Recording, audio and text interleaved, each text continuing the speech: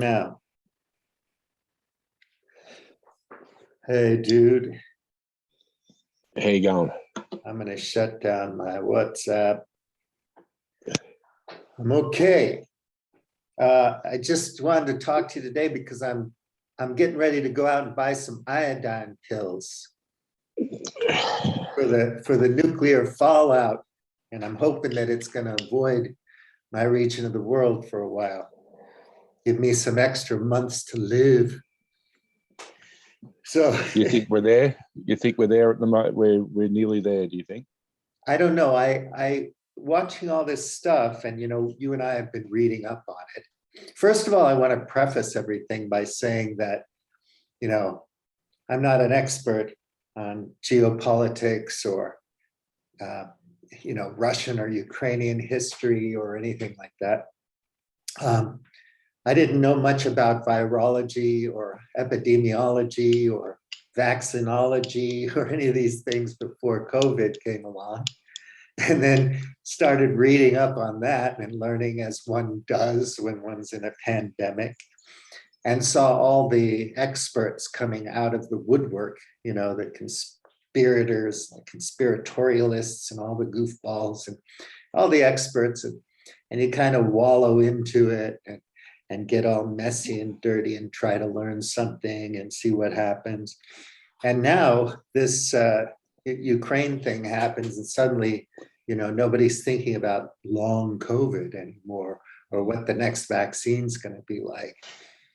We're all, consumed by this terrible tragedy that's unfolding. But from my reading so far, you and I talked about this before, but everybody knew this was coming, right? And in a way, the U.S. empire is just playing out the logic of what it does, because it's been pushing back on Putin for a long time. He turned out not to be a sober Yeltsin, and it looks like Putin is hearkening back to the Russian Empire, and according to what I understand now, Russia's been an empire throughout its history up until the Berlin Wall fell. And then shortly after that, when Yeltsin came to power, it became a nation state.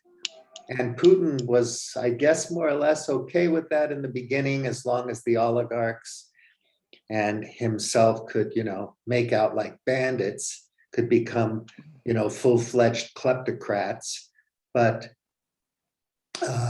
after a while being dissed by the West and by the United States in particular, he's had enough of it, and he's hearkening back to some mythological Russian Empire thing. Did you see that Rebel Wisdom? What was it? It's called Putin's Religious Mission on Rebel Wisdom. Yeah, absolutely, yeah. And that was a very interesting take. And I'd read a similar reference to Putin's religiosity, if you'd like. He was was born to quite a religious mother, although an atheist father, but she brought him up to be Christian. And when you look at Putin's rhetoric, since we've known him, he is someone who feels that he is upholding traditional values, traditional Christian values, and that's part of his shtick. But I think it might actually be what it is ingrained into him. He feels deeply about it. I mean, you only have to look at homosexuality and how that's treated in Russia and everything. And it was an interesting take on Rebel Wisdom today about how the Russian people view faith, and how they how it is have been a very serious part of their history, probably since the 10th century. And I think Save for, you know, that say 50 years of communism where religion was not as pronounced. It was suppressed, right? suppressed, yeah. But you know, Putin's really gone the other direction in his last Yeah, he rebuilt 22 all the years. churches, right? Yeah, he rebuilt Yeah, all he's the been churches. statues out the front of the Kremlin and everything as well. So And then yeah, the Ukraine Eastern Orthodox or whatever Orthodox Church broke with the Russian Orthodox Church over something, you know, and it's interesting that it's very clear that Ukrainians want to be Europeans. They want to be in the EU. They want to be in NATO. They feel an affinity since all of these revolutions that have happened in Ukraine recently. They have an affinity towards the West and towards Europe, and not so much towards Russia and Putin. This is where it gets kind of scary, because if Putin's really serious about this and he's not willing to budge, he really has all the power. Because, you know, the reason I think we're in World War III, and I don't know this, I want to read this real quick because I'm going to bring up World War III. I sent you that article from astralcodexten about the war prediction markets. So people bet on predicting things about wars and stuff. yeah. So it's kind of perverse, but it's a thing. You know, everybody bets on everything. So probably Everything's a thing. Everything's a thing when it comes to gambling. yeah. So anyway, these are prediction markets. He talks about the pundits as well, but it's quite interesting. But anyway, here's a definition of World War III. This question defines World War III as any war whose combatants have 30% of world GDP or 50% of world population, and in which 10 million people die. Over the past 2 years, the question has bounced between about 7 and 19%. Today, it's at 20%, its highest value ever, but still only a single-digit percent above its baseline.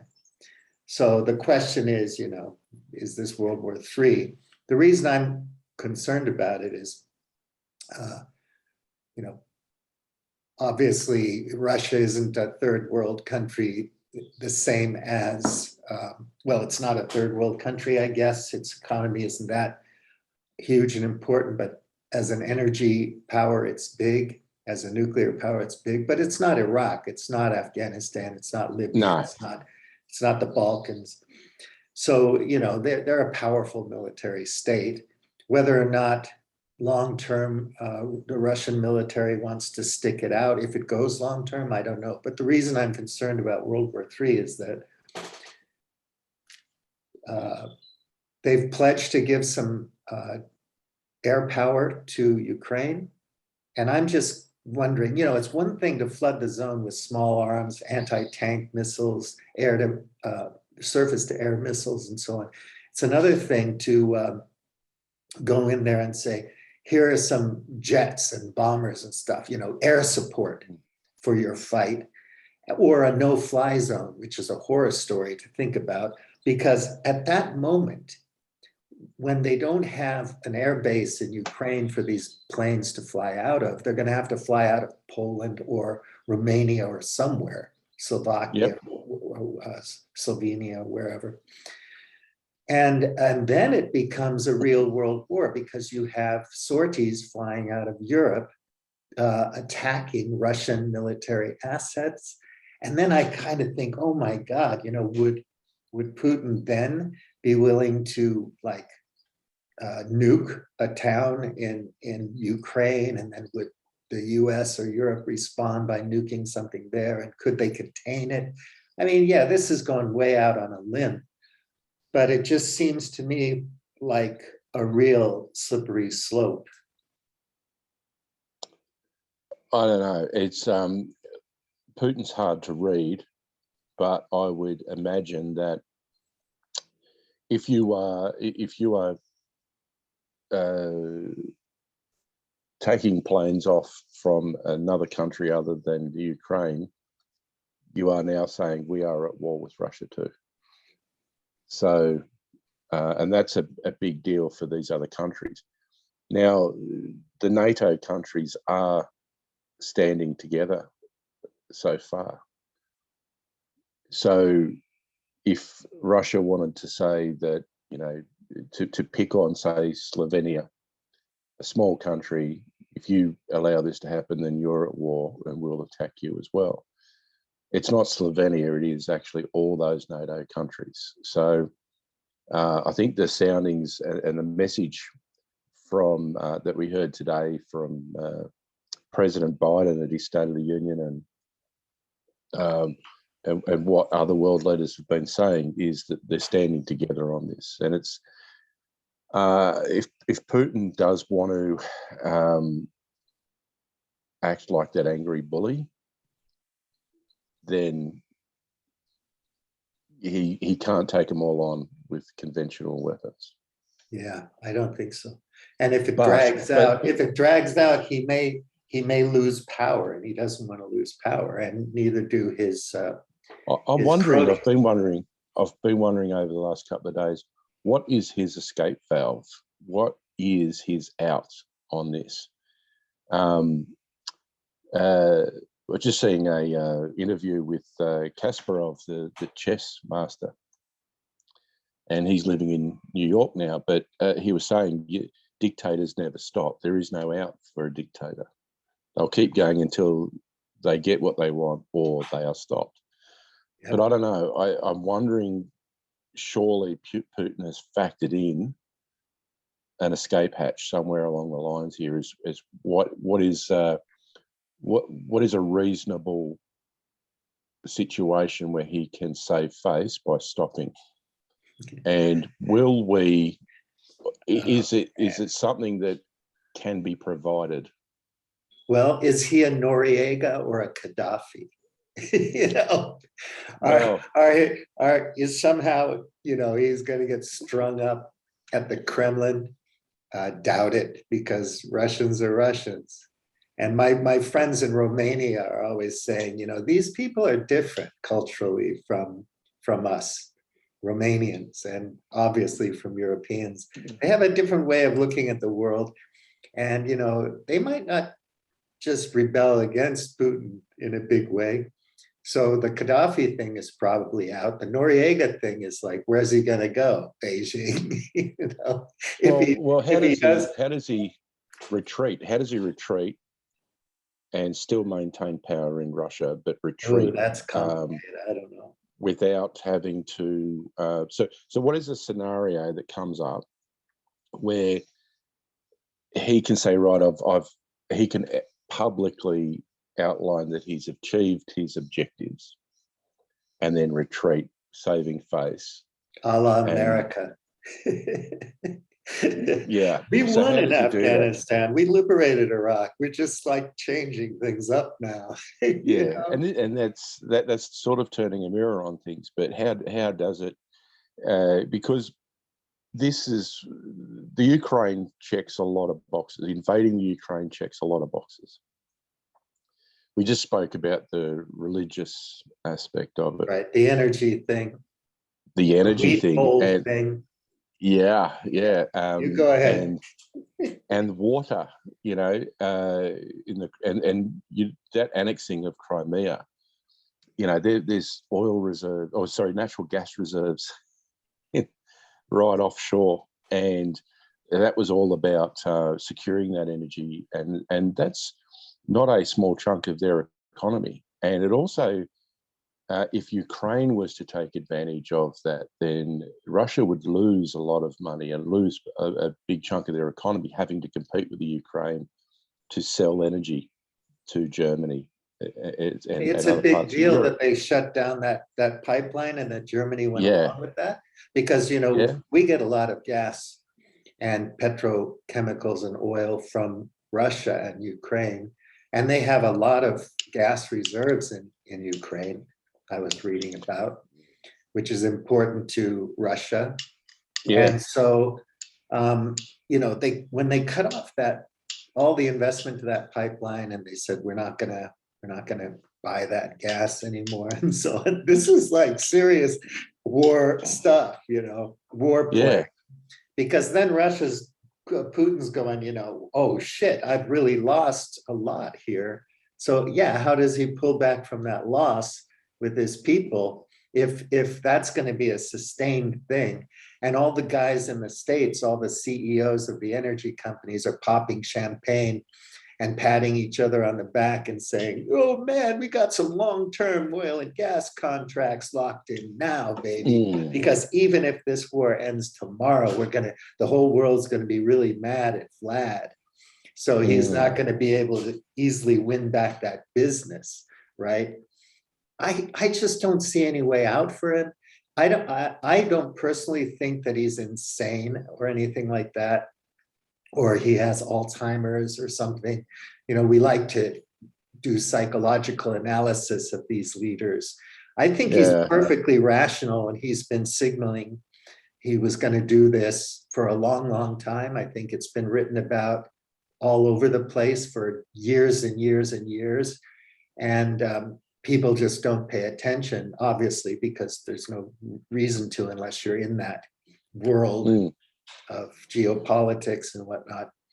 But yeah, I don't know how he gets out of that, because he's lost a lot already. Even if he takes over Kyiv and some other cities, there could be a long insurgency that's financed and supplied by Western powers.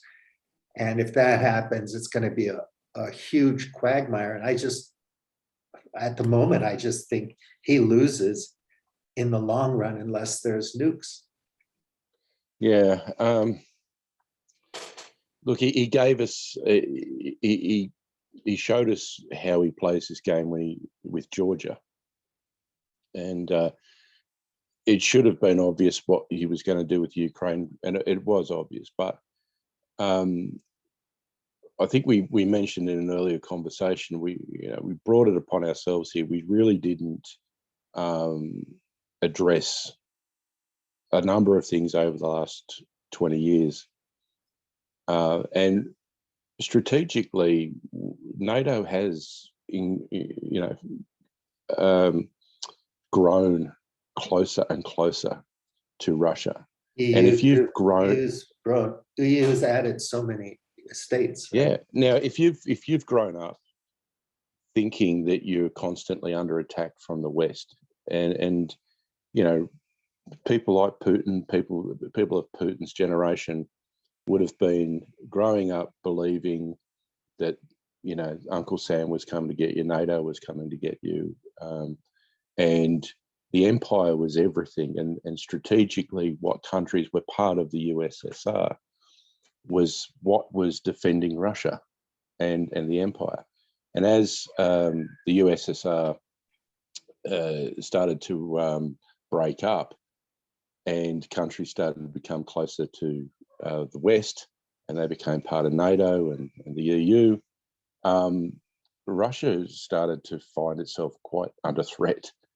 And if you've got that psyche, then strategic, like I said, there's a number of boxes, and this is another box that's ticked, in that Ukraine is important strategically for Russia's defense. And it reminds me of some of my more hawkish Israeli friends who have said to me, well, what are you going to do when you're surrounded by enemies and they keep lobbing missiles at you or whatever, like throwing pebbles at you every day? You're going to strike back, or you have to be super defensive, or you have to be expansionary, you have to be a military superpower, or so on and so forth. And it's hard to argue with that, but at the same time, it's like, gosh, do we have to keep the Palestinians in an outdoor prison under such terrible stress and duress? Is that really necessary? But, that's a whole other thing. That's a big can of worms. But But how do you? Go ahead. I'm just wondering though, what does the use of a nuclear weapon look like, and what does it look like after? What does all of this look like after? one is used. As you said, he decides to take out a small town somewhere, and that will be the "I'm prepared to use them" message. Well, it's bad because Yeah. there's nuclear power plants everywhere as well. And those could get Yeah. damaged and melt down. And the other thing is, like, I think it's funny, the frame where suddenly there's war crimes, you know, in Ukraine because they dropped some cluster bombs. Well, I don't know. Mm. I can't verify anything I see on the media. When it happened, where it happened, who did what, to whom. Mm. I just have no idea. But it's war crimes. Of course, the US has never done anything like that. WikiLeaks, you know, Iraq, Afghanistan, collateral damage, surgical strikes, quote unquote. You know, I look at, you know, Contra arms deals during the Reagan period. I mean, Noriega, El Salvador, Guatemala, the list goes on. You can go back to one of Noam Chomsky's pet peeves, which is legitimate, about Timor, East Timor, and so on. And America has 850 some odd bases all over the world. So it's an empire in a way. If you want to say it's metaphorical, that's fine. But we kind of, America, you know, it's everywhere. It's breathing down everybody's neck. And if they don't like you and you don't do business with their corporate leaders that run the government in the United States, they will kick you out of your own country. You know, it happens all the time. I'm not making excuses for Putin. I think people should be able to make their own decision about how they want to be. And I think taking a historicist in the Karl Popper sense of historicism kind of perspective, where you're thinking always in terms of some past glorious identity and bringing that forward into the 21st century and saying, okay, this applies. And here's the teleology of it. And we're headed back to this glorious state or Neo-Platonist thing or whatever. I think that's wrong. And we should get beyond that. But if people who are powerful have that point of view, they can spin that story to innocent plebeians who really don't have a bird's eye view or a fine-grained view of all of this, and get them to go and die for these stupid adventures. And I think America's guilty of it. I think Russia is now horrifically guilty of it. We're not just playing games in a semi-proxy war in Syria anymore with the Russians, you know, arm in arm at the fight against terror. And at the bottom of all of this is money, deals, global corporations, the real game theoretic thing that a lot of us would hope we could transcend and paradigm shift out of, but it doesn't seem like it's going to ever happen. This thing just rolls all over us like a tank, and we're just left sitting there watching on TV and getting into our little cliques and tribes and starting to beat each other up. The idea that America isn't divided is idiotic. It's divided, and it divided itself. It's not Putin's fault, and it's going to be divided after this. So there may be a little bit of a honeymoon where America and the West is all united to fight the Russian bear and the evil Putin, who's a supervillain, evil devil incarnate, and so on. But the left in the US is going to hate the reasons why we hate Putin. You know, the right is going to hate the left's reasons for hating Putin, and the left is going to hate the right's reasons for hating Putin. So they're going to be like, dude, you don't hate Putin for the right reasons. You're a freaking, you know, blah, blah, blah. And they're going to hate on each other. You know, so we're going to have this thing going on. And in the meantime, people are going to be tragically dying and displaced. But if you want to talk about refugees, this isn't new. Germany and Europe have been absorbing refugees from southern countries, Iraq and Syria and Northern Africa and other places for a long, long time. And they were just starting to normalize stopping refugees, getting rid of them. That was coming in a populist wave, an undercurrent, after absorbing so many. And now, obviously, Ukrainians look like us, white Europeans, and they're close to us. They're on the same continent. And so the minute something happens with them, Europe just opens up the floodgates and says, 5 million, go ahead, come right on in. No big deal. Bring 10 million in, we'll take care of you. And obviously there's a racial component to it. I don't want to say that, kind of untoward, but what do you think? I think it's a cultural component. Certainly, and look, we've seen it in France and other places. When you've got a big Islamic movement of refugees, we've seen it in pockets all around the world. These countries that like to think of themselves as Judeo-Christian, which is bullshit, but they like to think of themselves as that way, and with no understanding of what Islam is or anything like that, just know to hate it, and be suspicious of it. And a lot of that's got to do with the fault of the terrorists. The terrorists want us to fear all Muslims and things like that.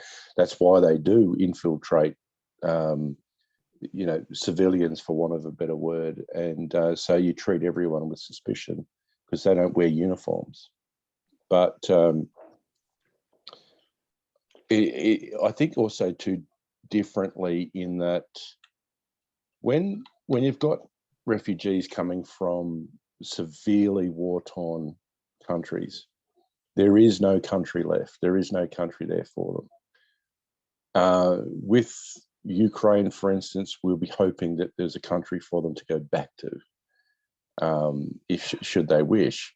And so whilst we open up our borders now and say, come to the refugees, we're still of the mindset that we will defeat Putin, or the Ukrainians will defeat Putin, and they'll be able to go back. So it's only temporary, you know what I mean? But it's tragic for Ukraine on a demographic base too, because there's no young people there anyway. So if they get drained and Ukrainians find work in the EU, they're going to be like, oh, we love Ukraine, but we've got work in the EU, and we're, but the country will be dead. What happens? What happens if Ukraine does fall, and as part of a brokered peace, Ukraine is Russia is allowed to keep Ukraine?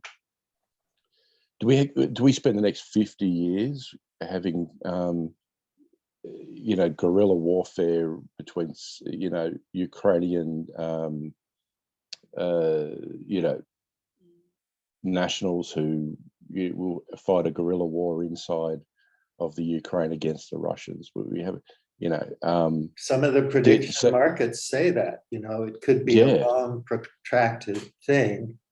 And all of this is within the background, the context, climate change, everything else. Well, that's just it. But a war that's not an official war, but a guerrilla underground war situation affects everybody, because people who are fighting wars against tyrannical regimes or incumbent regimes, they take that shit with them wherever they live in the world. And so next year we have violence in Australia between Ukrainian and Russian people or whatever, fighting in countries other than the Ukraine. And it's just a fact. I'm not even going to... psychologically too, if you come from a war-torn place, you're going to be damaged. And if you Yeah, don't get the right kind of help, it can manifest itself in really bad behavior, right? it can, but these people will bring their war with them to other countries. We saw it here in Australia, for instance, Croats and Serbs not getting along, and all this sort of stuff. It's stuff that takes Gangs a of New long time York. to heal. Gangs of Yeah, New York. but it takes so long to heal, even when there is a broken piece, because it's not going to be palatable for everybody. And so I think that when we play this out, the only, and I'm thinking out loud, but the logical outcome can only be that Russia is pushed back into Russia. And the quicker that something comes up where everyone can save face and Putin can go back in his box, the better, because the longer it drags on, the more the more sunk cost they've got, and the more that they'll be determined to press on. And that's no good for Europe. It's certainly no good for Ukraine. And I don't know, what's the thing out of left field that's going to come here? Is it that the Russians themselves will have this up to their bottom lip, and they will actually have a civil war in Russia to overthrow Putin?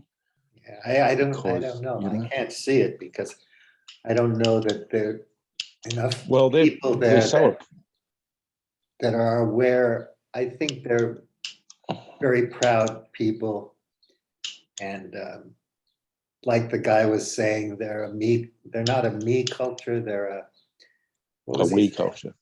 Yeah, Yeah, a they're we not a me. culture Yeah, thing. a we culture. Yeah. And so I don't know. I that's really hard for me to process at the moment. Like I said, I just think it's a left field thing, but you know, what almost hoping beyond hope that a left field thing will come, Right. because when we tick those boxes that we we're talking about before, and we look at, are we actually in World War III right now? Is this the start of it? And will World War III, if we are in the start of World War III, will it involve nukes or not? Or will it just involve a different, non-traditional, well, it'll be a mix of the traditional fighting, which, involves, missiles and rifles and troops on the ground and everything. But there's the cyber warfare, and then there's the corporate warfare, and this thing will go on and on. It's been going on right in front of our face. This troops on the ground is just part of what's already been happening. The corporate stochastic takeovers, terrorism, and so on. yeah. That kind of thing. So how do we know when the war starts and when it finishes, apart from blowing the crap out of everything with nuclear weapons? Right. If that doesn't happen, and let's hope it doesn't, then when does this war stop? It will continue in one form or another. I know, and even though obviously, a lot of people would beg to differ, but even though we haven't had a world war by the definition that I read earlier, Yeah, but we've had a lot of conflicts around the world, and a lot of these have been exacerbated or initiated by the usual game theoretic fight for resources, money, power, influence, energy, and so on, obviously. And so that just doesn't seem to end. And those things are precisely that mentality, or that game theoretic, multipolar traps, all that kind of stuff, self-terminating thing has to end if we're going to survive climate change. And I don't care if you don't believe in it, whatever. But war is, like I said earlier, a big thermostat on the heat engine. So once we're all in on this war, we're going to be burning oil and gas for the war. We're going to be fighting over oil and gas. And we're not going to be doing the things that we should be doing, which is investing in alternative energy and fourth generation nuclear power and finding out a way to electrify the world without using fossil fuels and whatnot. And just looking at global health, health policy and so on. There's no reason actually that there should be starving people anywhere in the world today. I mean, we really do have the capacity to provide. The scarcity is a false sense of scarcity, but in 10 or 20 years, it could be a real scarcity. I mean, we do have water problems in the Midwest in the United States, in the California Central Valley, which is a huge agricultural region. There's gigantic water issues in China that are only going to get worse because of the melting of the glaciers in the Himalayas and so on. And, all of this stuff is a cascade of feedback loops that's happening all at once. And then we add on top of it our usual BS, where Europe throws down a gauntlet, Putin throws down a gauntlet, Putin invades, Europe supports, and we get into this thing, right?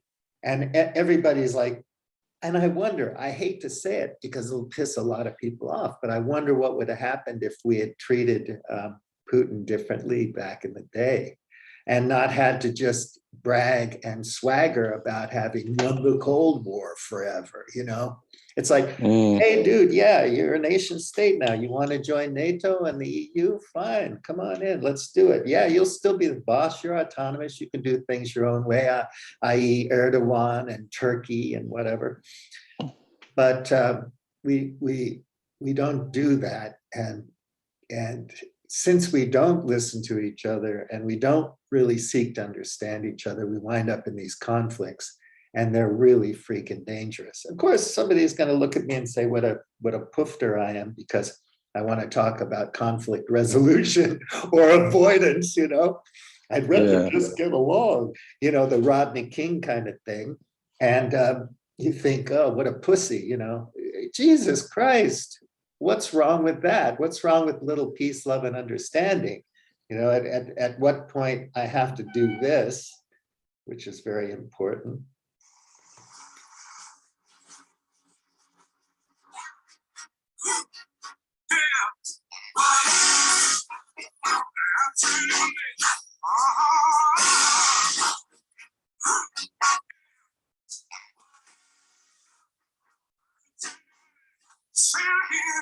Now you're showing your age. Now you're showing your age. There you go. And I got another one here too, which is good. I should have put speakers on.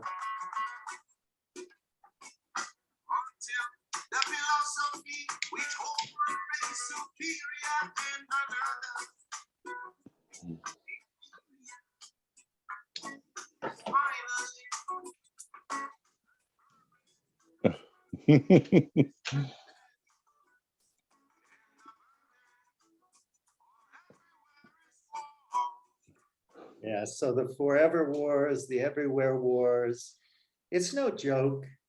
I mean, there are ways out of this, and you have young artists like Peter Josephs and whatever, trying to imagine these things.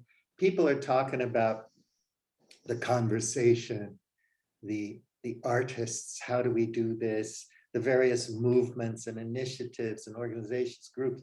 But unless we live at such a huge scale today, global scale, and all the stuff we buy to eat and we consume, whether goods or services, it's all based on a global economy and a certain type of market dynamic. Wasn't globalization supposed to prevent wars? Yeah, exactly. And if we don't figure this out, we can't exist like that anymore. Then we do go back to the Einstein thing where I don't know. I know how World War III is going to be fought, or World War III, but World War IV will be fought with sticks and stones, right? Yeah. Do we really want to go back to that, And then part of my story is just talking about, with the metaverse and whatnot. I mean, we're going to stick everybody in these capsule hotels jacked into the metaverse, not the matrix, but the metaverse. We're going to give them their UBI. We're going to give them their fake real estate, their virtual bullshit, and their icons and their whatnots. And then the rich people are going to rewild the planet and turn it all into some big, huge, private club. And, because if you leave the plebs running around in a world where the robots make everything, I mean, they're just wasting space. They're just useless eaters, they're just wasting energy. We could really cut back on the energy if we just put everyone in these capsules and jacked them into their headsets. It makes me wonder, though, all these doomsday scenarios that we've been talking about. What about the opposite? So say we come out of this without, using nukes and without too much destruction. We find a way, somehow we find a way. What have we learned from this? And where I'm going with this is that we've just had the last 2 years of a pandemic, and that's been very polarizing. So you've got people who, I'm getting vaccinated to, protect myself and my community. We've got other people saying, I want my right not to get vaccinated, because freedom matters. And so the polarization became that sort of I versus we sort of scenario. And it was couched in those terms. You're a selfish person if you do this, and you're naive if you do that, and whatever. But when you think about it, when we're on a real threat cusp of nuclear war, how petty does a whole bunch of other stuff look? And people protesting over stuff, and I'm wondering how many people are getting just how serious the situation is right now. But I'm wondering, is our response to this situation so different to what it would have been in the late 1930s? Because now we are divided. We're divided and diverse, and we're dumber and we're smarter. It's completely different approach to this, but we're global. We're hooked in. You and I are talking to each other from different parts of the world. We can have these conversations, but we can also have some pretty toxic conversations as well, and we can create our bubble, and it's been created. And I've said before, Putin has exploited our capacity to do that by creating disinformation and misinformation factories that are designed to really reinforce divide in what he sees as his enemies. He looks to the West as quite decadent and stupid and foolish. And again, it comes back to that religiosity. He sees him as upholding what's good and what's proper and what's moral. Maybe. And frowns, or he spits at the West it looks at us with such disdain and how pathetic we are. But I don't think he realizes, because he's been in that bubble for 23 years, I don't know if he realizes that his own people are global and are plugged in to the rest of the world now too. You can't use the usual propaganda tactics that you could use 100 years ago. Yeah, but I think in some ways it depends on who you're talking to or what demographic you're looking at. It can be more pernicious, the current propaganda, because we need better sense-making skills, better critical thinking skills. And this is another thing you and I are interested in than we've ever needed before, because we have access to all this wonderful information. We need to know how to parse it. That's what the whole Rebel Wisdom platform is about. And I think it's a good project, but it's not wildly popular.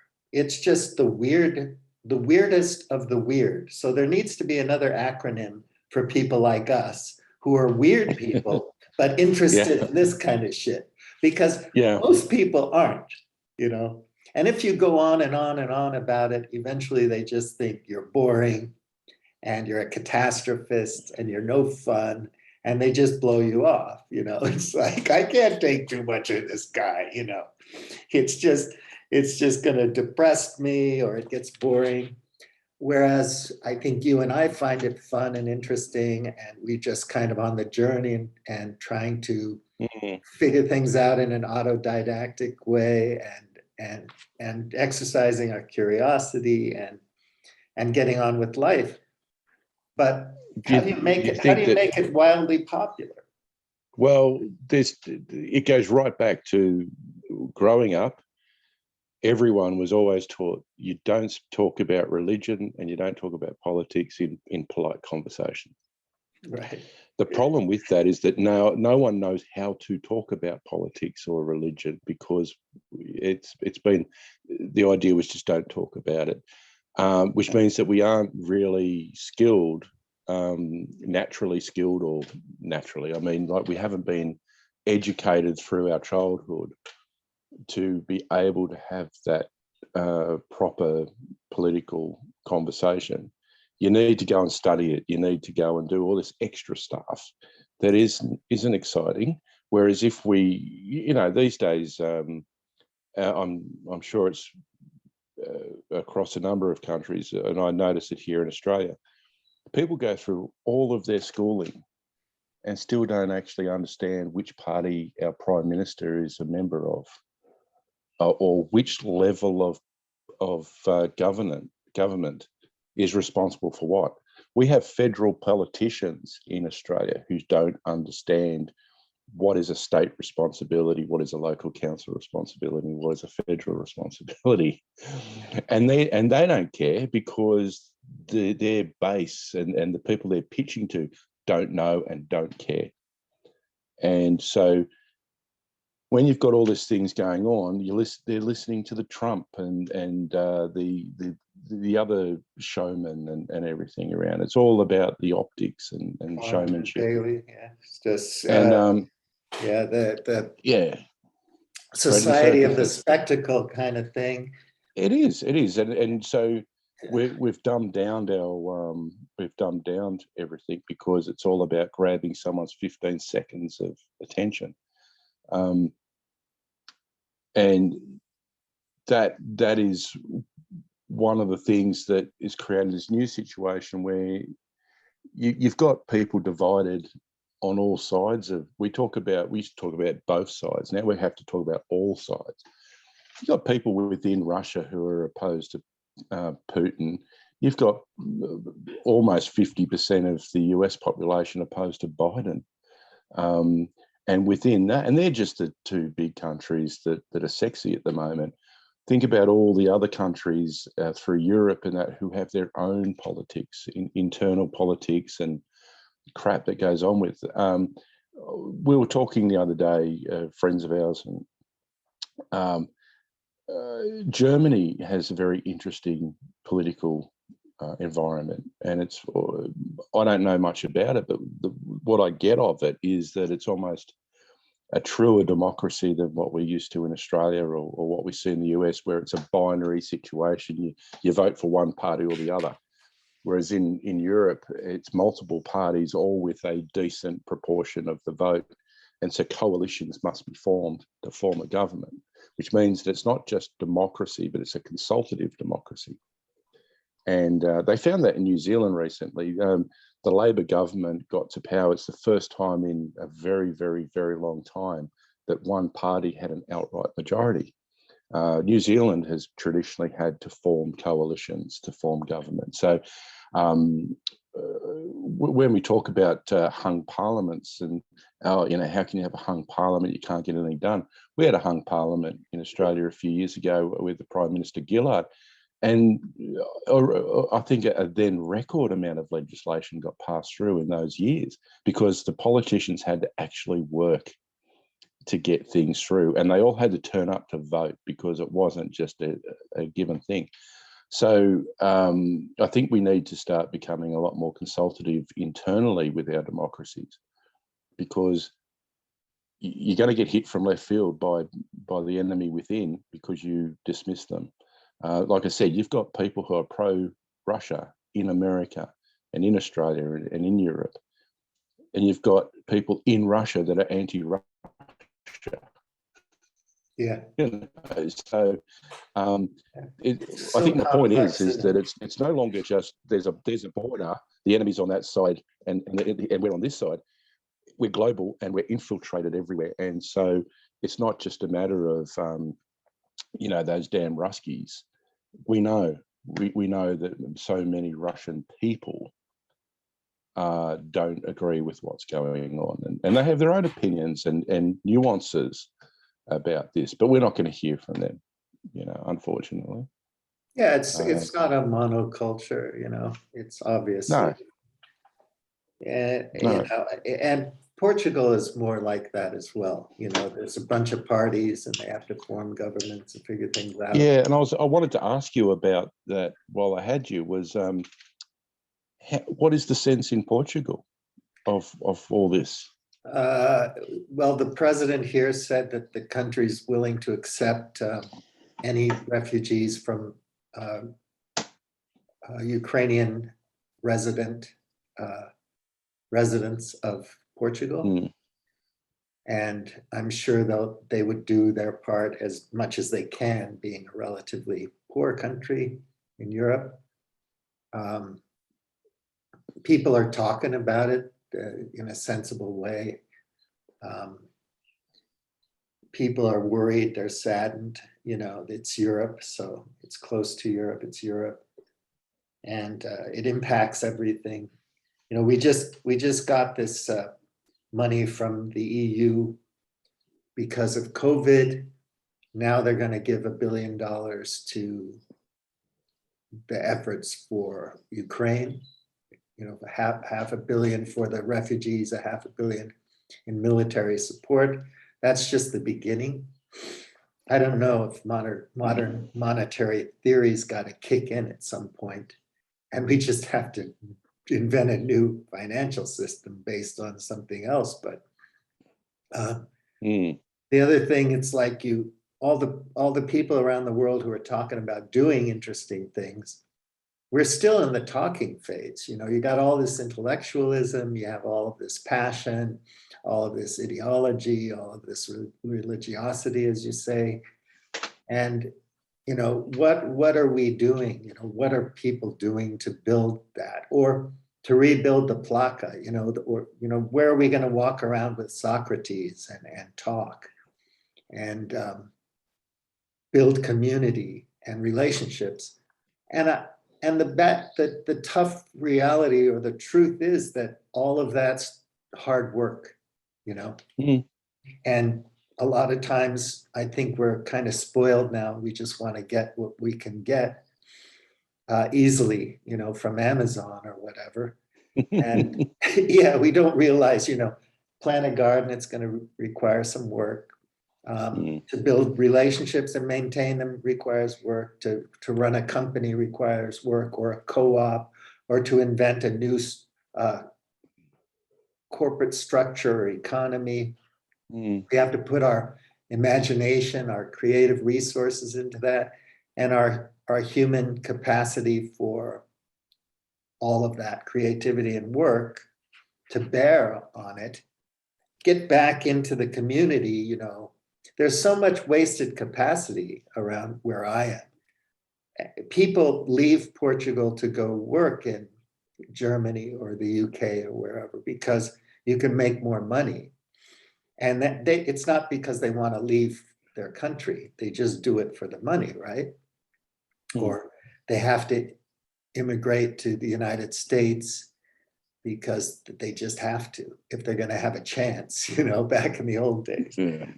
But around here, there's so much capacity if people wanted to get together and work. But you watch these reality TV shows, and all they're doing is arguing and fighting, who's on whose side. And, there was this interesting show about a group that made an intentional green community in Australia. I forget where it was. And they all got together, a bunch of young people, and they built their housing and they put in their plumbing and they did their gardening and they were working and just trying to build it organically.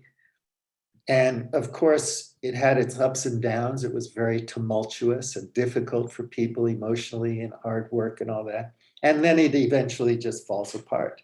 The hippies go back to the city and they become lawyers and they make money, That's the problem with, that's where communism, falls down, is that there's no wriggle room to allow for for personal aspiration and personal betterment. It's all about keeping people down and across one level. And for some people, that means that they're getting a leg up. But for others, they're being held back. And eventually, when there's a critical mass of people that feel that they're being held back, and usually it's because during the process of holding everyone into one level, there is a certain level of tyranny that comes over the top to keep us there. And so people who want to be inspired and to reach their own personal potential are even more aggrieved by that tyranny. But at the end of the day, I wouldn't call it the selfish gene, but maybe it is the selfish gene that we carry, that we do want to cooperate within a community. We naturally, instinctively see the benefits of helping each other. But once we've built that community, it's like, well, I don't want to be stuck in that community. I want to have that house that's got the better view in that community, or is better placed, or whatever. There is still that sort of, it would be naive to think that any group of people can sit there and be so pure in their altruism. It's we've got a good system, a Game-B system, for instance, would have to provide wriggle room for personal achievement and aspiration. Yeah, for enterprise and also for leadership, because that's what I was talking in the Game-B thing with somebody recently. Because I'm desperate to build some kind of community and organization or enterprise in a Game-B way, B-ish, because it doesn't really exist. It's just a framework and a value set and so on and so forth. But at some point, somebody's going to say, who's the boss? Who's in charge? Yeah. Who's the leader? Where's the money come from? How do we organize it? Who's the treasurer? And you're winding up in this situation where you're developing institutions anyway. Otherwise, you're literally living in a tribal situation, the Dunbar number and all that kind of thing, which isn't going to work until, climate change gets a little bit further on and a bunch of us start dying. And then once there's only 1 billion people on the planet, we'll see. I hope we can avoid that, obviously. But, as long as we're in this situation, global, as you say, it's going to require that. So I'll put something in the show notes or the description of this that I wrote in the Game-B thing about this. I don't mean to be trite or cynical or to make a joke or anything like that, but I'm genuinely interested in seeing Game-B projects and how they look like and how they're evolving and how they're structured and organized. Because they just sent a whole bunch of money to Ukraine's crypto passport. There were tons of donations coming in, so they're getting Bitcoin donated, Ukraine's wallet, crypto wallet.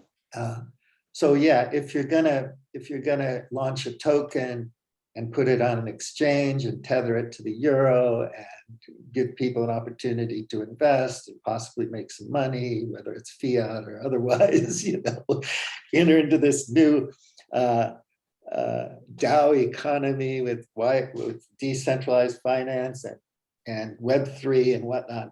And who's going to run the web servers and the server farms, and what are they going to be powered by, and all this kind of thing.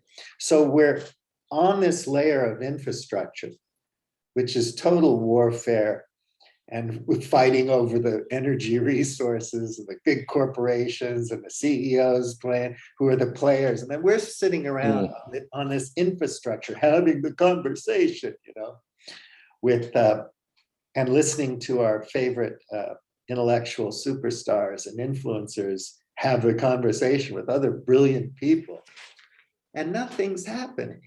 It seems like, of course, well, it's necessary to have the conversation. But absolutely, but it's not like there's going to be a revolution. It needs to happen organically, and so it needs to start happening so that it just becomes something that people do. And I think it is.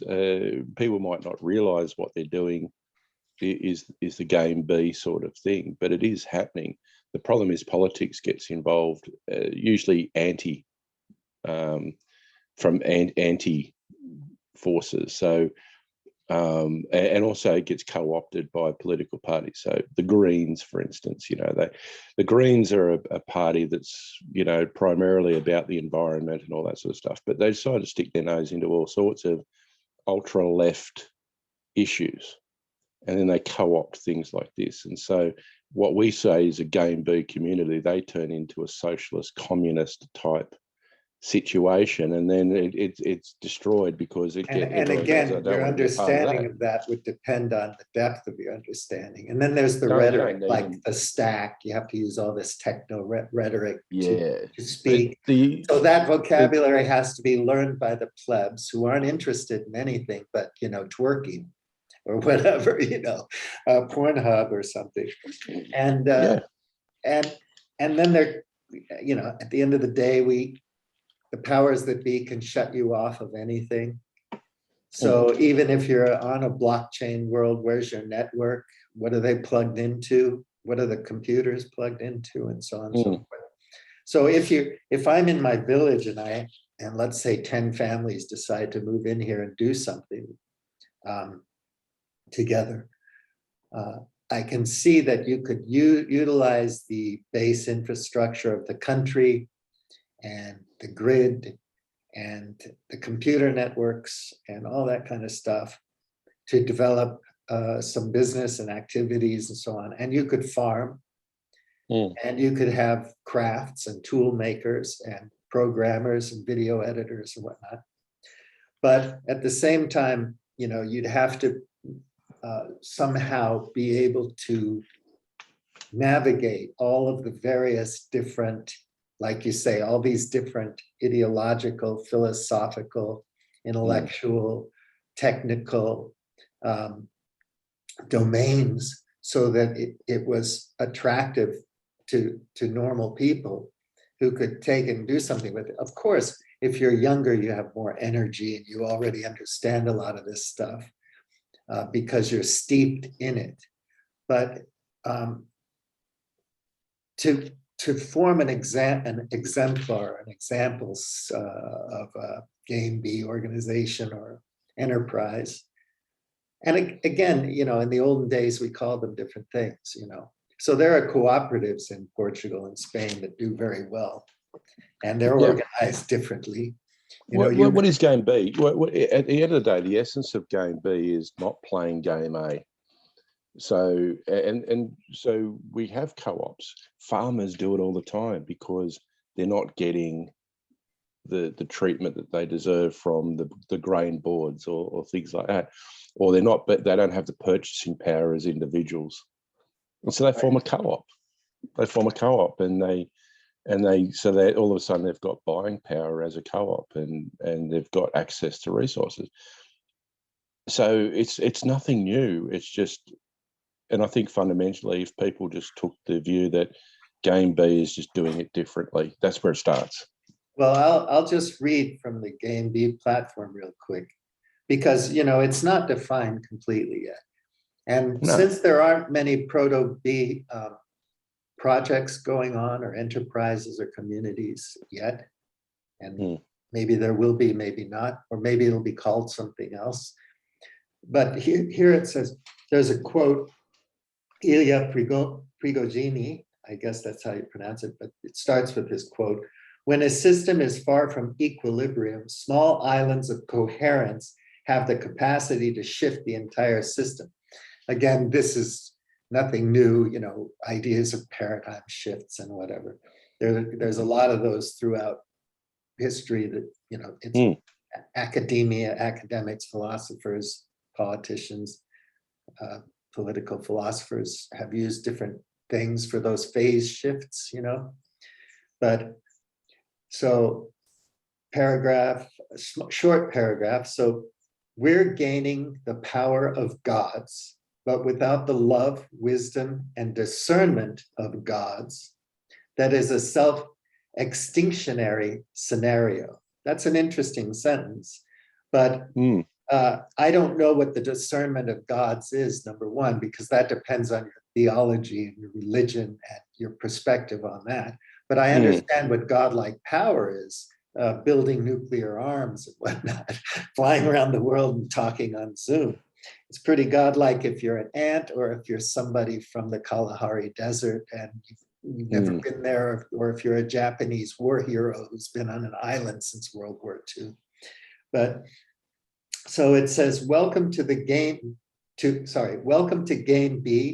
a trans-contextual inquiry into a new social operating system for humanity. So again, the language, right? We have trans-contextual inquiry, which is interesting. So you have to understand what that is. And then the next thing is a new social operating system for humanity. So we have a social operating system, and we're using the language of computers now. So this is something new. Obviously you should, because we live in the computer age, or whatever you call it. So we need an operating system for humanity. Well, humanity, homo sapiens sapiens, what's the plurality and diversity of cultures around the world today? And how are they thinking about things? And how do you hack into their current socio-cultural, economic, political operating systems and supplant it with this Game-B operating system, which isn't very mature at the moment, conceptually or philosophically or in any other way. It's just kind of nascent, emerging thing. So then it says, Game-A is what got us, which is what you said, Game-A is what got us to this time of meta-crisis and collapse. So here we're talking about a meta-crisis rather than crises, or a crisis, or collapse.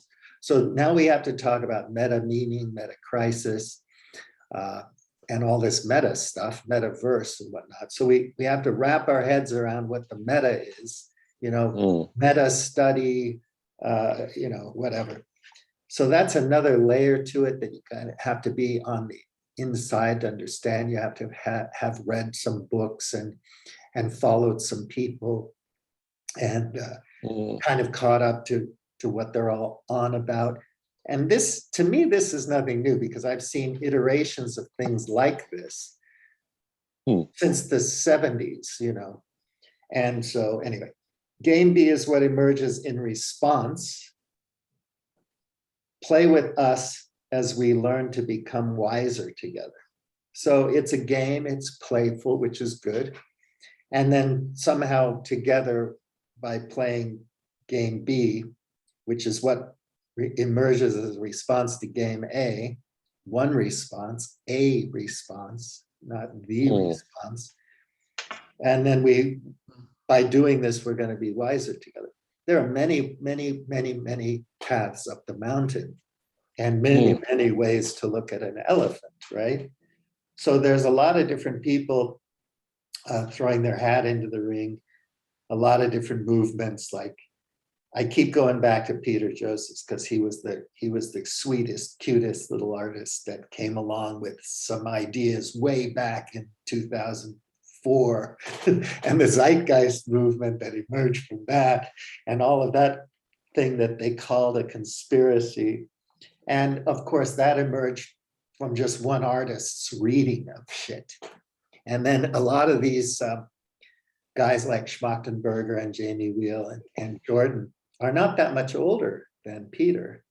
So we're all in this kind of, I don't know what gen it is, Gen Z, Gen X, Gen whatever. But, you know, guys in their 40s and early 50s or 40s, I think, late, you know, early 40s or 40s. So, and then we're going to play and we're going to learn to be wiser together. Yeah, being wiser is important. I think, man, if there's any way we can institute things in our various cultures and countries to become wiser, it's a great thing. But we're always arguing about education. You know, are we going to just make you memorize the Quran? Or are we going to give you a good Catholic education or a good Protestant one of whatever flavor you want to pull out of the hat? Or are we going to give you the usual liberal education in the United States so that you can become bank clerks, a la Chris Hedges' critiques of the what he often quotes Sheldon Wolin as the, you know, what is it, the corporate coup d'etat in slow motion or something like that.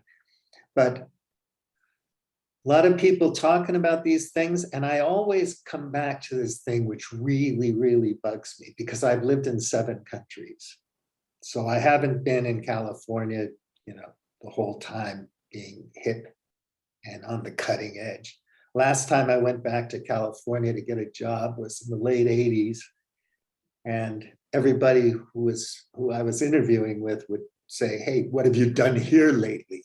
Japan, where the fuck is that? You know, right. I thought, hey, I've got all this intercultural experience. I can speak Japanese and blah, blah, blah. I should be able to get a job. And they're like, dude, you're out of touch. You've been away for a few years. I mean, you don't even know what's happening here.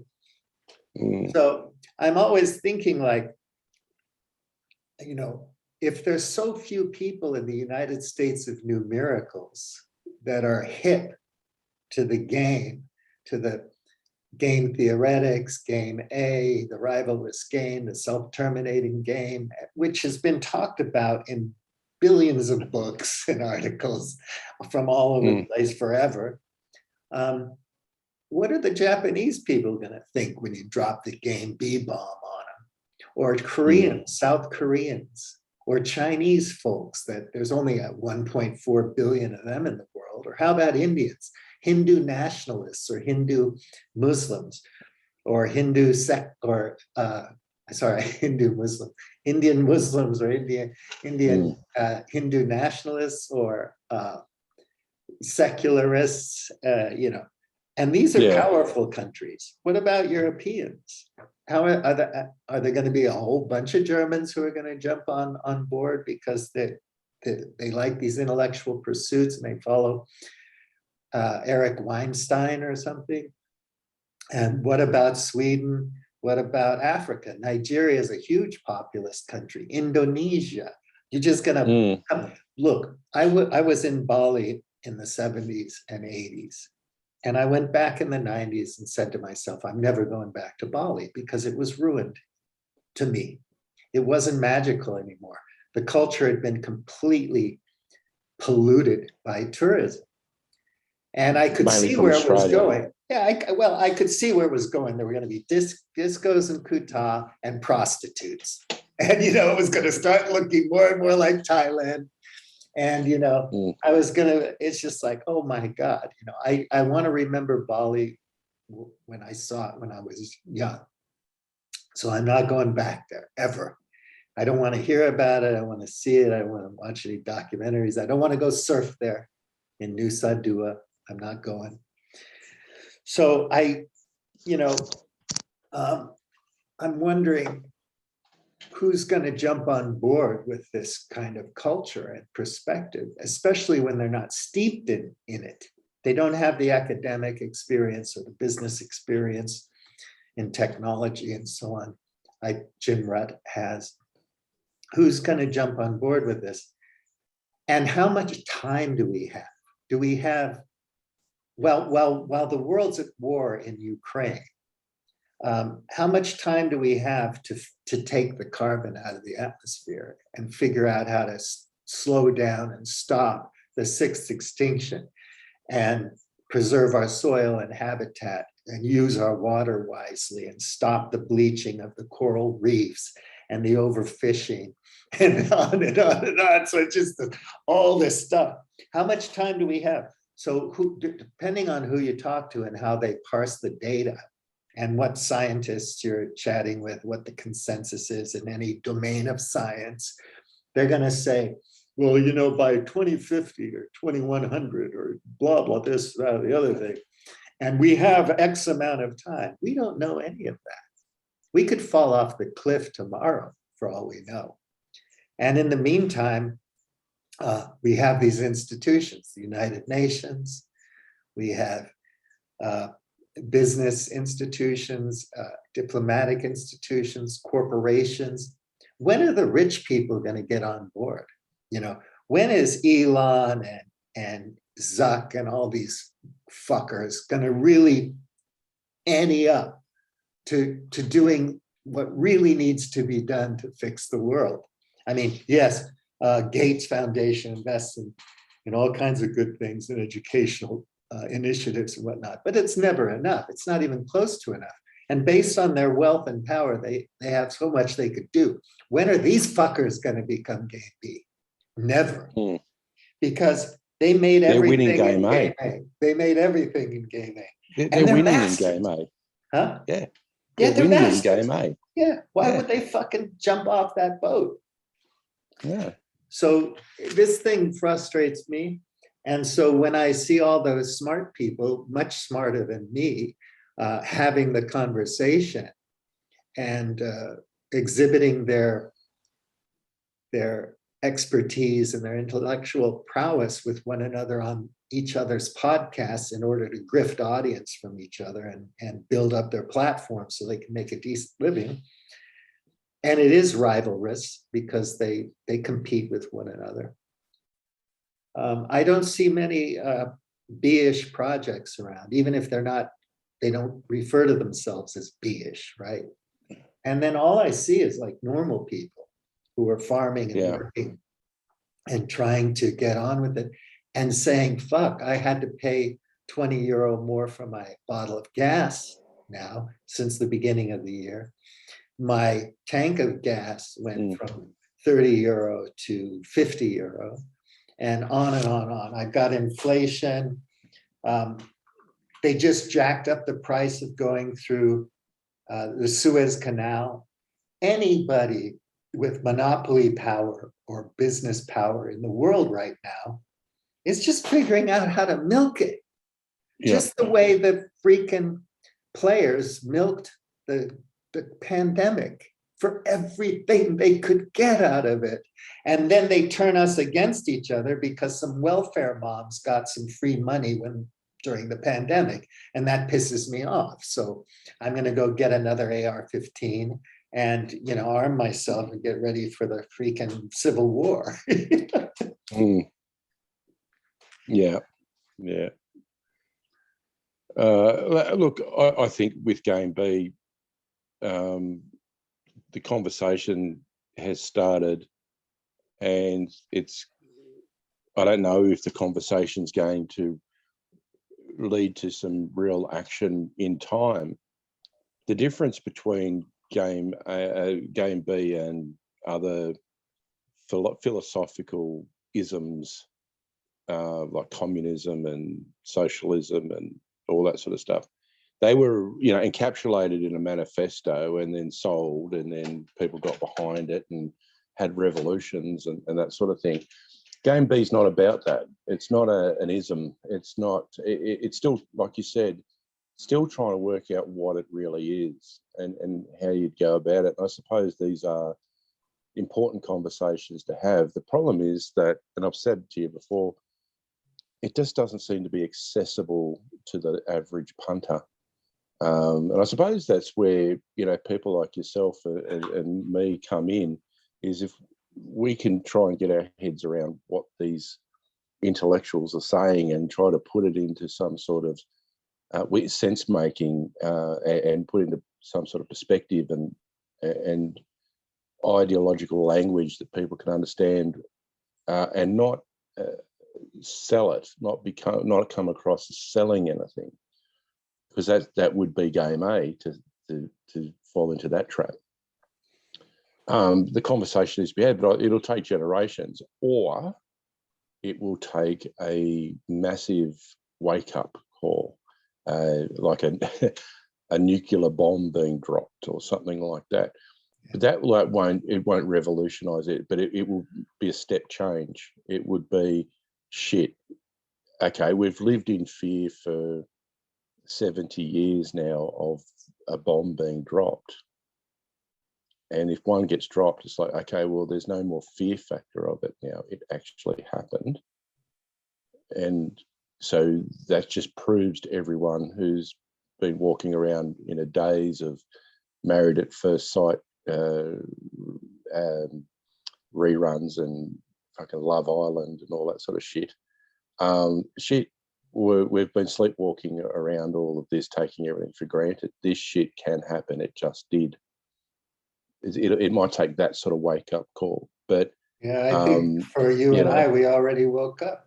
If I take a high-speed camera and film an explosion or a train wreck, you know, you can see all the details and you can see it coming and it's going to happen. And, you know, you're watching the movie and then it's signaled in the first third of the film what it's all about. And then you get to the climax and it's a slow motion train wreck.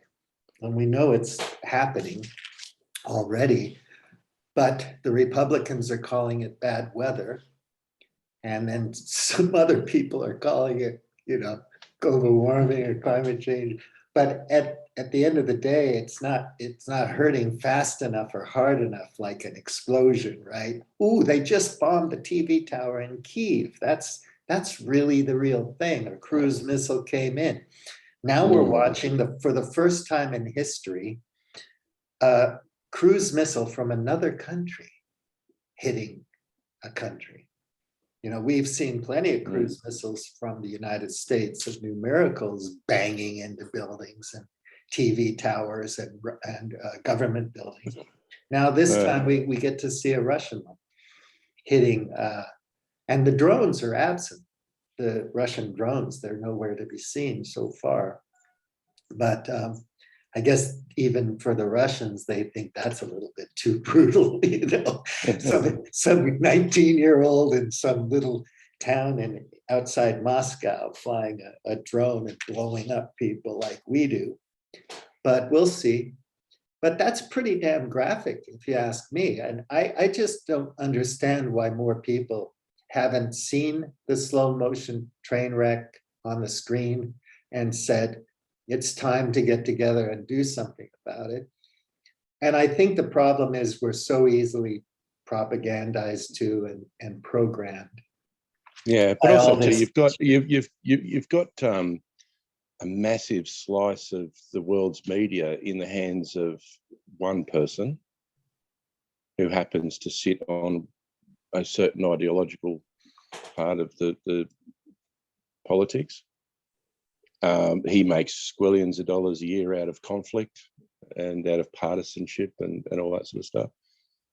So any sort of talk of, you know, it all comes out with kumbaya and patronizing and patting us all on the head and saying, yes, it's great to have an ideology or be idealistic. But that's the thing. The media is so focused in very few hands these days, and we've talked about this before. You've got your mainstream media, whatever that means these days, and then you've got alternative media, which is not necessarily bad, and in most cases absolutely worse than mainstream media. So, and nowadays you're entitled to your own facts. Your uneducated opinion is just as valid as someone who studied the subject for 40 years. We've been molded into this, and I don't despair. I think that we can get out of it. I just don't think it's going to be a quick fix. It comes down to education, and it comes down to we need to really start educating our kids on how to think critically and how to discern and how to research. The old-fashioned rote learning and things like that it's had its day. We've only got a certain amount of time, we've got 13 years on average of a person's life to educate them in the basics. And a lot of it's being consumed at the moment by cultural wars and redefining history or being seen, people call it redefining history, others call it actually teaching what actually happened in history, not the colonial version of what happened in history. But it's brought up this cultural, we're going through that phase at the moment where there is a lot of truth trying to get out now. And there's to a lot tie of that into resistance to truth. the educational thing you're talking about, it's also, and the media, it's also interesting. Jeffrey, the guy Murdoch hired to run to develop Fox News. Mm. He was what's the guy's name again? Jeffrey what? Anyway, yeah. He was like on this thing about give the people what they want. We're gonna preach to the choir here, and we're gonna give them what they want. And what the way I see it is like, for a long, long time, it's not give the people what they want, it's give the people what they've been trained to want. I don't know if that's meta or not. Well, that's Murdoch's basic tenet. Murdoch started with one newspaper that was handed to him by his father, or bequeathed to him by his father in Adelaide in Australia. And he turned that around, he made it a commercial. He made news commercial, and it was all about give people what they want. You don't need to educate people. Give them tits on page 3. That's what they want. Tabloid, and the populace wants to be afraid. The populace wants certainty so that they know who the white hat is and who the black hat is. And that's Murdoch's playbook. There's never been. I remember when I was in year 6 at school, teachers were saying, that the Murdoch newspapers in Australia are written to your grade level. They're written right. for year 6 grade level, because beyond that, you lose a lot of your uneducated audience or undereducated audience. So they don't use big words in the Murdoch newspapers, and they don't use complicated concepts in the Murdoch newspapers. The Murdoch newspapers tell you who's the good guy and who the bad guy is, and anyone can read it, from the street sweeper to the CEO can read it, and it's also a tough balance, man. It's also small enough that you can read it on the train. You don't have this big broadsheet that you've got to learn how to map fold, right. to read. So that's the way it's slowly eaten away, and whether it's by design or just by happenstance, I think it's the latter, because it's just the overarching concept is leverage off people's own stupidity, and you can make a buck out of that. Well, the financial incentive is the main thing here. I think it's when it gets to a certain level, and it happened hundreds and hundreds of years ago, that maybe thousands you could talk about just the history of money and trade Yeah. and whatnot. But at some point it becomes, toxic or pathological. But obviously, profits first, that's the main ethic behind everything. So, but it's like, for me, it's we're trained to want this stuff. Nobody pops out of their mother's belly wanting this, that, or the other thing. It's nature, nurture, and everything else in between, all the biological things, and like you say, education and whatnot. And it's so difficult to figure out what constitutes a good education. I think what I'm more attracted to is ways of thinking that work and that provide openness and continuous learning and growth and upgrading one's perspective and so on. That open society thing, the Socratic thing, different, more formal methods of critical thinking and whatnot, the scientific method and things like that. If people could just be given those tools as a kind of a base foundation, and then on top of that, a decent liberal education where you understood where things came from, arts and humanities. And then on top of that, the opportunity to go into trades, technical and other things kind of schools. And if these things were broken up and made less expensive, and they were ongoing until you were 25 years old or something, because our brains only fully form by 25. And you might have an open society, people with an open mind, who are well-rounded, who know how to think, whose thought processes are healthy, and then they could figure things out for themselves and create a lot of stuff. But right now, it's still like education has been weaponized, right?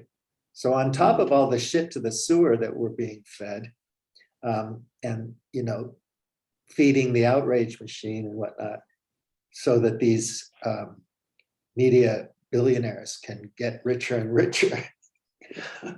We have this problem of just being trained to want crap. Like I want my pizza and my beer and my fucking sugar and all that stuff. So let's wind it down here. I just want to ask you one question. What are you giving up for Lent?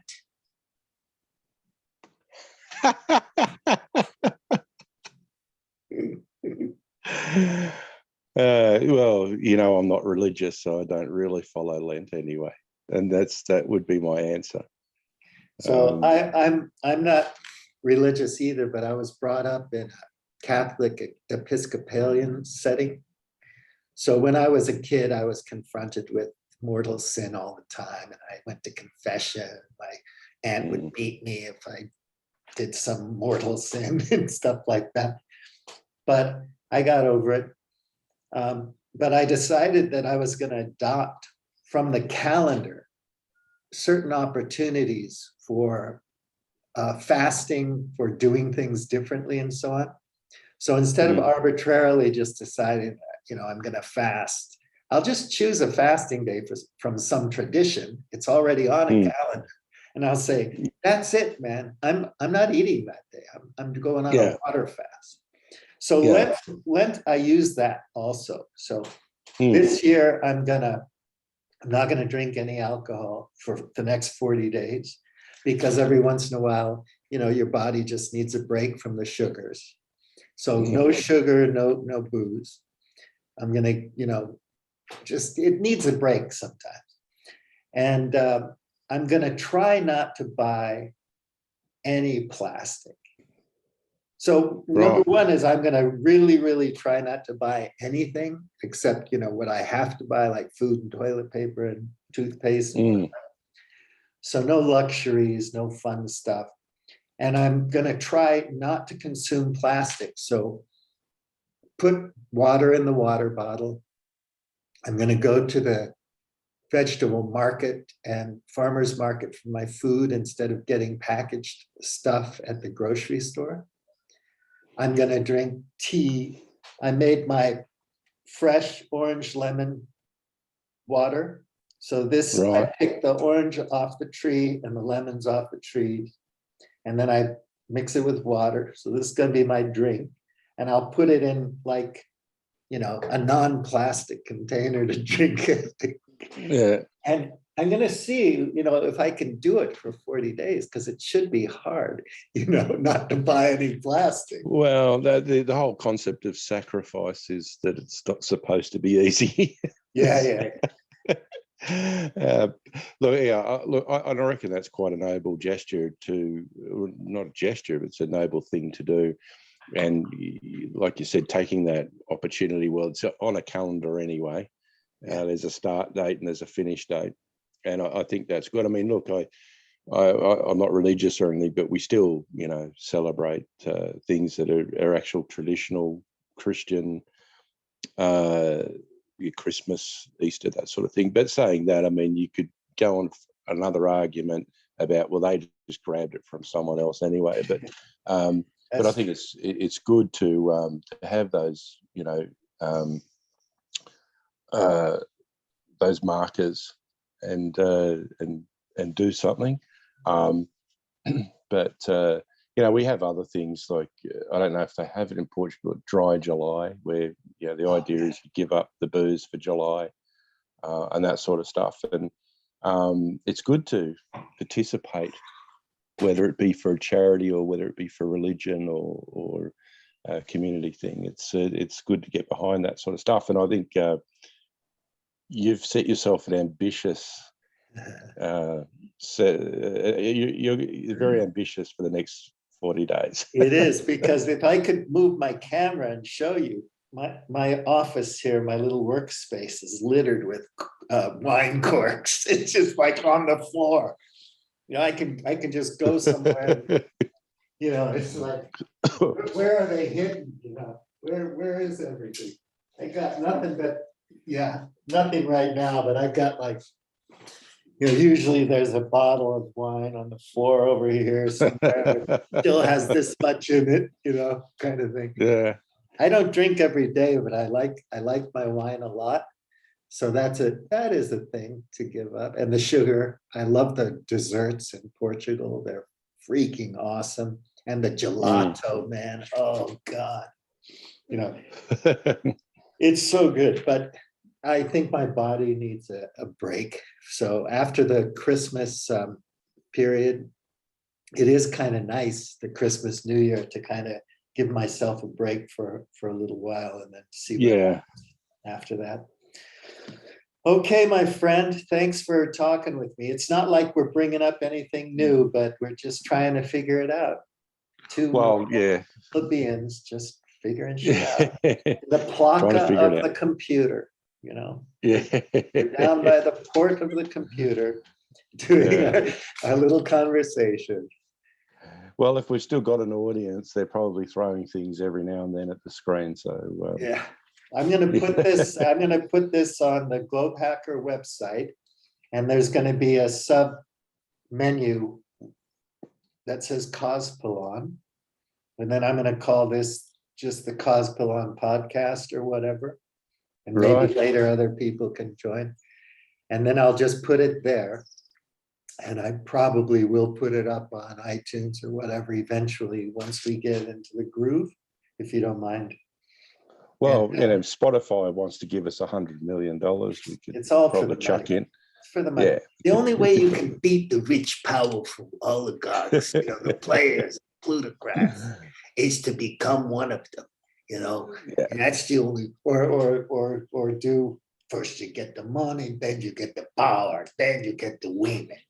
Kind of thing. But yeah, I doubt we're going to make a buck, but it is fun anyway. So I'm going to put it there, and then hopefully over the year try my own little Game-B project here, and I want to document that and share it with you in that context and see how far I can get. at all, you know, if it just remains an idea, but I want to do some things. So I appreciate you, man. You're a big help and a lot of fun to talk to. So. Oh, my pleasure. It's always great to have a chat and to get your perspective, and it helps me think it through as well. So, yeah. Okay, buddy. Catch See you you later. soon. Take good care. See you, mate. All right.